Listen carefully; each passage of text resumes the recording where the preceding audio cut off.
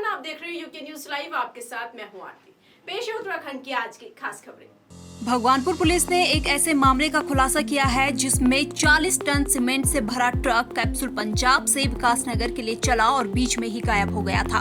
Police ने मामले का खुलासा करते हुए 2 सगे भाइयों समेत 3 लोगों को गिरफ्तार कर लिया है और 5 लोग पुलिस के गिरफ्त से अभी बाहर हैं। पुलिस ने एक ट्रक, 690 सीमेंट के कट्टे, 2 ट्रैक्टर ट्रॉली और 83,000 रुपए भी बरामद किए हैं। 465 कट्टे ट्रैक्टर ट्रॉलियों में रखे गए थे। तो उस जमीन को भी अभियुक्त बनाया गया है और आगे भी जानकारी दी जाएगी। आज भगवानपुर के RNI इंटर कॉलेज में श्री महंत इंद्रेश अस्पताल द्वारा स्वास्थ्य जागरूकता शिविर का आयोजन किया गया। कार्यक्रम का शुभारंभ भगवानपुर विधायक ममता राकेश ने फीता काटकर किया। इस बीच टीम ने सैकड़ों लोगों का निःशुल्क स्वास्थ्य परीक्षण किया और डेंगू के प्रति लोगों को जागरूक किया।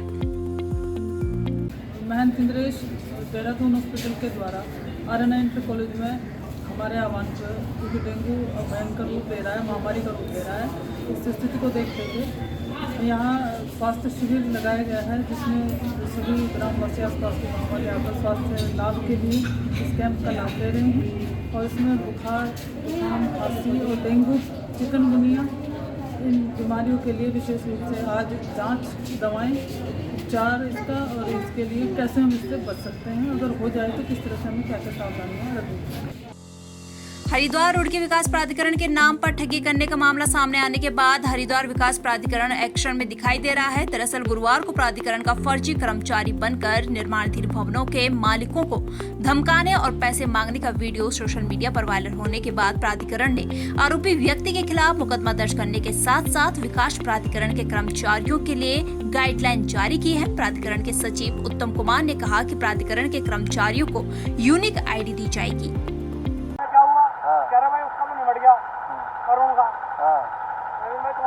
नहीं, आप अभी कह रहे हैं, आप मेरी साइट पे आए हो कि आपको अंशुल सिंह जी ने कहा है। आपने अभी कहा, आपने कहा कि आपको प्राधिकरण ने कहा कि आप मेरी साइट पे जाओ। नहीं, आपको अभी प्राधिकरण में किसने कहा? अभी आपने कहा रिकॉर्डिंग है मेरे पास। रिकॉर्डिंग से क्या होगा? आपने ये कहा, आप पत्रकार हो तो आप ऐसा कैसे कर सकते हो? किन्होंने कहा? अरे अभी आपने प्राधिकरण में कहा ना, आपने 4 जनों के सामने कहा कि प्राधिकरण में कहा। मेरे आदमी कहा थे? मेरा आदमी तो है ही नहीं। आपने अंशुल जी का नाम लिया, आपने अंशुल जी का नाम लिया कि अंशुल जी ने कहा। ऐसी शिकायतें आती रहती है कि कुछ लोग जो है प्राधिकरण के कार्मिक या अधिकारी बताकर मौके पे लोगों से जो है ना कुछ धनवाई का कार्य करते हैं। वैसे ही कल आकाश शर्मा जो जोधामल रोड पे उनका मकान निर्माण का कार्य चल रहा है और उनका नक्शा विधिवत HRD से पास है। तो नवीन कुमार जो है मौके कल उनके यहाँ गए और प्राधिकरण के अधिकारियों का नाम लेते हुए कि प्राधिकरण ने हमें भेजा है, और वहाँ पे उनसे जो है उनके साइट पे निरीक्षण करने लगे और इस तरह से उन्होंने प्रतिवाद किया उसका, और उसका वीडियो भी वायरल हुआ है। और उनके द्वारा फिर शिकायत की गई आकाश शर्मा जी के द्वारा HRDA में कि इनके द्वारा इस तरह की गलत वहाँ पे वो की गई है, एक्टिविटीज़ की गई है। काशीपुर के नगर निगम सभागार में प्रधानमंत्री आवास योजना के पात्रों की दूसरी किस्त के लिए बैठक बुलाई गई, जिसमें प्रधानमंत्री नरेंद्र मोदी के द्वारा गरीब बेघर लोगों को आश्रय देने के लिए प्रधानमंत्री आवास योजना के तहत 2.5 लाख की सब्सिडी के साथ मकान उपलब्ध कराए जा रहे हैं। साथ ही जिनके पास जमीन का छोटा सा भी हिस्सा है उसके लिए 1.5 लाख से 2 लाख तक पैसा दिया जा रहा है, जो वापसी भी नहीं करना होगा। वहीं नगर निगम के सभागार में नगर निगम मेयर उषा चौधरी और नगर आयुक्त विवेक राय की मौजूदगी में आवास योजना के लाभार्थियों को योजना की दूसरी किस्त की धनराशि उपलब्ध कराई गई। तो आज नगर निगम सभागार में हमने जिन लाभार्थियों को बुलाया था वो ऐसे लाभार्थी थे जिनको कि माननीय प्रधानमंत्री जी की ओर से, जिनके पास स्वयं की अपनी ज़मीन तो है, ज़मीन का छोटा सा टुकड़ा तो है, लेकिन वो अपने मकान बनाने में सक्षम नहीं हो पा रहे हैं। ऐसी इस योजना के तहत जिनको हम 20,000 रुपया पूर्व में दे चुके हैं, जिससे कि वो अपने घर की बुनियाद डाल सकें, और बुनियाद डालने के बाद कैसे कैसे मकान को ऊपर ले जाना है, वो किस तरीके से बनाना है, इसके लिए जो दूसरी किस्त थी आज वो 60,000 की किस्त थी, वो उनके बैंकों में डाली जानी है। उसी के तहत आज हमने सभी लाभार्थियों को यहाँ बुलाया था कि 60,000 रुपया आपके खाते में पहुँचने वाला है। इस 60,000 रुपये को भी आप जितनी जल्दी इस्तेमाल कर लेंगे उतनी ही जल्दी आपकी तीसरी किस्त जो कि 80,000 रुपये की आनी है वो भी आपको मिल जाएगी। तो इस तरीके से आज हमने उन्हें बुलाया, उनको समझाया। और ये योजना BLCNC इसको हम कहते हैं, ये जो मकान के लिए अपनी बनती है। मैं आपके इस चैनल के माध्यम से माननीय प्रधानमंत्री जी का बहुत धन्यवाद करना चाहूँगी कि देश के अंदर जितने भी आवास विहीन लोग हैं उनके लिए उन्होंने 3 तरह की योजना चलाई, जिसमें से एक योजना मैंने आपको बताया। दूसरा ये था कि प्रधानमंत्री आवास योजना, उसमें सब मकान बनाकर दे रहे हैं। वो भी ऐसे लोगों को मिल रहे हैं जिनका जो किराए पर रह रहे हैं या जिनका भारतवर्ष में कोई मकान ही नहीं है और उनकी बहुत बड़ी इनकम भी नहीं है, लेकिन वो एक छोटा सा घर ले सकते हैं। तीसरी योजना है कि लोगों ने किसी तरह अपना घर तो बना लिया है लेकिन उस घर में वो रहने लायक नहीं है, या तो वो बरसात से गिर गया है या उसमें पानी बहुत अधिक आ रहा है। ऐसे भी योजना है कि 1 से 1.5 लाख रुपए तक उनको भी दिया जा रहा है, जिससे कि वो अपने मकान की रिपेयरिंग करा सकें, उसको ठीक करा सकें। और सबसे बड़ी विशेषता इन 2 योजनाओं की ये है कि जो 2 लाख रुपया जो दिया जाएगा ना तो उसमें कोई ऋण है ना ही उसकी कोई वापसी है। ऐसे ही जो 1.5 लाख रुपया मकान ठीक करने के लिए दिया जाएगा उसका ना कोई ऋण है ना कोई वापसी है। यानी कि वो पैसा जो इन 2 योजनाओं में दिया जा रहा है लाभार्थी को पूर्ण रूप से लाभार्थी को लाभ देने हेतु ही दिया जा रहा है। मैं धन्यवाद करना चाहूँगी माननीय प्रधानमंत्री अपने मोदी जी का, जिन्होंने एक अच्छी सोच के साथ जो उन्होंने एक विश्वास ये था कि सबका साथ, सबका विकास, सबका विश्वास, सबका प्रयास, जो ये 4 बातें कही थी वो कहीं ना कहीं वो सभी बातें एक सटीक बैठ रही हैं और हर किसी का पूरे देश में ये ध्यान रखा जा रहा है कि देश के अंदर कोई भी आवासहीन व्यक्ति ना रहे। उन्हीं योजनाओं के अंतर्गत आज हमने इन लोगों को बुलाया था और उनको अपना जो दूसरी किस्त थी वो आज हमने दूसरी किस्त इनको आवंटित कर दी। काशीपुर में वाजपुर रोड रेलवे क्रॉसिंग के पास बने हड्डी एवं जोड़ रोग विशेषज्ञ के अस्पताल के आगे वाहन स्वामियों द्वारा पार्किंग बनाने से मरीजों को असुविधा का सामना करना पड़ रहा है। वहीं यातायात पुलिस प्रभारी नरेंद्र सिंह मेहरा से डॉक्टर सुनील भारद्वाज द्वारा शिकायत की गई, जिसके बाद यातायात प्रभारी द्वारा अस्पताल के आगे खड़े वाहनों को तुरंत हटवाया गया। हॉस्पिटल को रन करता हूँ और मैं यहाँ पे पार्किंग से बहुत परेशान हूँ। ना हमारी गाड़ी निकल सकती है, ना कोई इमरजेंसी में पेशेंट आ सकते हैं। ये सामने की पार्किंग सब यहाँ पे खड़ी कर देते हैं, फिर इनका ना तो मालिक का पता होता है। ये घंटों घंटों गाड़ियाँ खड़ी होती हैं यहाँ पे, इन्हें किसी से बोलो तो लड़ाई झगड़े होते हैं यहाँ पे, और आए दिन का ये खेल है। अब बहुत परेशान हो चुके हैं हम इनसे। मेरी प्रशासन से ये वो है कि इनके अगेंस्ट कोई कार्रवाई की जाए। इस पर कुछ शिकायत की आप प्रशासन से? शिकायत मैं इसमें रिटर्न में भी कंप्लेंट कर चुका हूँ, कोई एक्शन नहीं हो रहा है।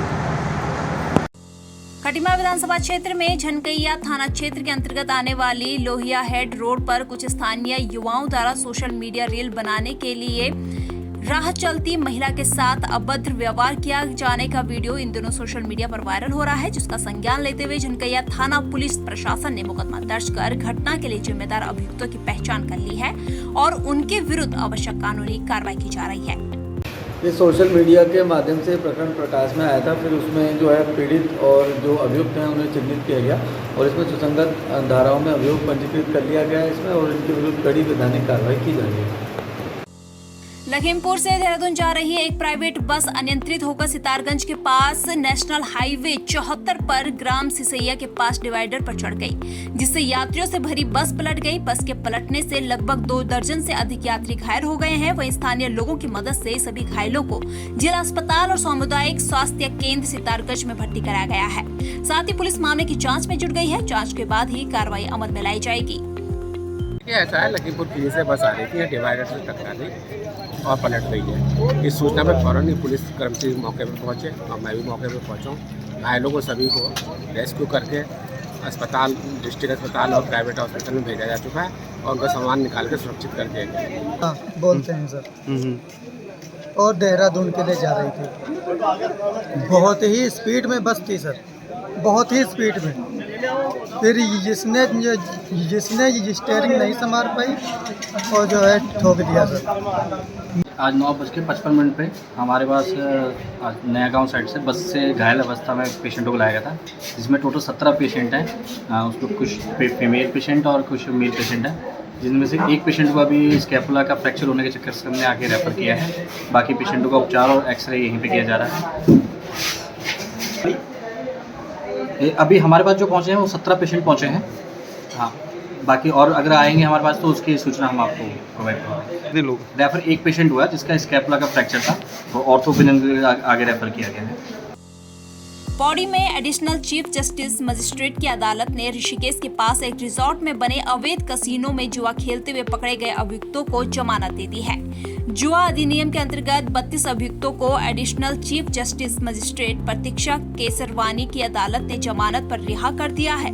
आपको बता दें कि गुरुवार देर रात पौड़ी पुलिस ने ऋषिकेश से लगे लक्ष्मण झूला गंगा भोगपुर के नीरज रिजॉर्ट में चल रहे अवैध कसीनो में छापा मारकर 32 अभियुक्तों को पकड़ा था। आज थाना लक्ष्मण झूला में धारा 29/23, धारा 4/5 जुआ अधिनियम में 32 अभियुक्तों को माननीय न्यायालय के समक्ष पेश किया गया और माननीय न्यायालय द्वारा उनकी रिमांड को स्वीकार किया गया। तत्पश्चात अभियुक्त गणों के अधिवक्ताओं द्वारा माननीय न्यायालय में जमानत प्रार्थना पत्र पेश किया गया और माननीय न्यायालय द्वारा जमानत पत्र को स्वीकार किया गया। चंपावत जनपद के टनकपुर क्षेत्र के अंतर्गत बहने वाली शारदा नदी में अंतर्राष्ट्रीय रिवर राफ्टिंग प्रतियोगिता की तैयारी जोर शोर के साथ शुरू हो चुकी है। इस प्रतियोगिता का शुभारंभ 27 सितंबर को होगा और यह प्रतियोगिता 27, 28 व 29 सितंबर को 3 दिनों के लिए आयोजित की जाएगी। लगभग 15 से 20 टीमें आ रही है, जो अलग अलग राज्यों की, पैरामिलिट्री की है, मिलिट्री की है, नेपाल की टीम भी आ रही है। इसकी प्रतियोगिता 27, 28, 29 को होगी। 27 तारीख को उद्घाटन होगा, उसी के साथ उसका मैराथन रेस होगी जो चूका से बुम तक होगी, लगभग 25 से 30 किलोमीटर है। सेकेंड इनका इवेंट है स्प्रिंट रेस, जो 10 से 15 किलोमीटर के बीच में, जो चरणबंदी से लेकर के और बुम तक होगी। थर्ड इवेंट है इसमें सलालम, जो बहुत टेक्निकल इवेंट है, उसको कराया जाएगा। यहाँ पर ये बाटा गार्ड है, उसके नीचे से काली गंगा में एक अच्छा रैपिड है जिसमें के गेट लगा करके उनके बीच से राफ्टिंग गुजरेगी और अपना टाइम लेगी। गेट होंगे लगभग 10 से 15 गेट लगाइए। मेरे प्यारे चंपावत और उत्तराखंड के वासियों, आपको जानकर खुशी होगी कि हमारे प्यारे टनकपुर में नेशनल राफ्टिंग चैंपियनशिप का 27 से 29 सितंबर 2023 तक आयोजन हो रहा है। इस आयोजन में देश भर से राफ्टिंग की 15 से अधिक प्रमुख टीमों ने अपनी प्रतिभागिता की पुष्टि कर ली है, जिनके बीच काली नदी पर एक महत्वपूर्ण रोमांचक मुकाबला होगा। इस आयोजन को और भी खास बनाने के लिए चंपावत के खूबसूरत गांव चूका में पहली बार एंगलिंग मीट का आयोजन हो रहा है, जहां हम अपने देश और विदेश के मात्स्यिकी के शौकीनों को भी बुला रहे हैं। राष्ट्रीय राफ्टिंग चैंपियनशिप का मुख्य उद्देश्य चंपावत को एक नया पर्यटन स्थल बनाना है और हमारे सांस्कृतिक धरोहर को प्रमोट करना है। इस 3 दिवसीय कार्यक्रम में साहसिक खेल, सांस्कृतिक और पारंपरिक प्रदर्शन के द्वारा मनोरंजन का आनंद उठा सकेंगे। यह आयोजन कई विभागों के बीच सहयोग और साझेदारी द्वारा आयोजित किया जा रहा है, जैसे उत्तराखंड पर्यटन विकास परिषद तथा जिला प्रशासन चंपावत, जिला पर्यटन विकास समिति चंपावत, मत्स्य पालन विभाग उत्तराखंड, वन विभाग उत्तराखंड। मैं आप सभी को टनकपुर चंपावत में राष्ट्रीय राफ्टिंग चैंपियनशिप के लिए आमंत्रित करता हूं। आइए हम साथ मिलकर इस अनुपम अवसर का आनंद उठाएं और चंपावत को राष्ट्रीय और अंतर्राष्ट्रीय स्तर पर पर्यटन में एक नया आयाम दें। मैं आप सभी से आग्रह करता हूं कि आप इस पर्यटन के महोत्सव में हिस्सा बने, हमारे साथ एक सुंदर और यादगार क्षण का आनंद उठाएं। जय हिंद, जय उत्तराखंड। कांग्रेस पार्टी हरिद्वार लोकसभा से इस बार कोई बड़ा चेहरा चुनावी मैदान में उतार सकती है। हरिद्वार पहुंचे कांग्रेस के राष्ट्रीय प्रवक्ता प्रमोद कृष्णन ने इस पर प्रतिक्रिया देते हुए कहा कि हरिद्वार में लगातार किसी संत को सांसद बनाए जाने की मांग उठ रही है, पार्टी इस पर विचार करेगी। वहीं प्रियंका गांधी के हरिद्वार से चुनाव लड़ने की बात पर प्रमोद कृष्णन ने कहा कि प्रियंका गांधी की लोकप्रियता देखकर कई जगहों से उन्हें चुनाव लड़ाए जाने की मांग उठ रही है। हालांकि ये उनका निर्णय होगा कि उन्हें चुनाव लड़ना है या नहीं। देखिए, हरिद्वार के संत चाहते हैं कि हरिद्वार का अगला सांसद कोई साधु हो। मेरी भी सहमति है, मैं भी चाहता हूँ।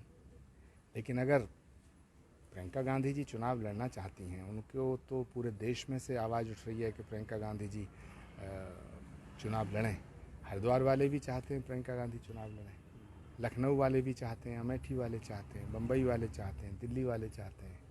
पूरे देश से आवाज़ उठ रही है प्रियंका गांधी उनके यहाँ से चुनाव लड़ें। लेकिन ये फैसला स्वयं प्रियंका जी को करना है। राजाजी टाइगर रिजर्व पार्क में वन अधिनियम के तहत पक्के निर्माण कराना, वन भूमि को बेचना एक अपराध माना जाता है। बावजूद इसके वन विभाग की नाक के नीचे राजाजी टाइगर रिजर्व पार्क के गोहरी माफी रेंज में स्थित कुनाव गांव में लगातार बड़े बड़े resort, farm house, guest house का निर्माण प्रगति पर है। यही नहीं, वहां पर रहने वाले लोग लाखों रुपए लेकर वन विभाग की जमीन को सस्ते दामों में बेच रहे हैं, जिससे राजस्व का नुकसान तो हो ही रहा है, साथ ही वन विभाग की भूमि को भी गैर कानूनी तरीके से बड़े बड़े भूमाफियों और रसूखदार लोगों को बेची जा रही है। आज के बुलेटिन में फिलहाल इतना ही। बने रहिए यूके न्यूज लाइव के साथ। धन्यवाद।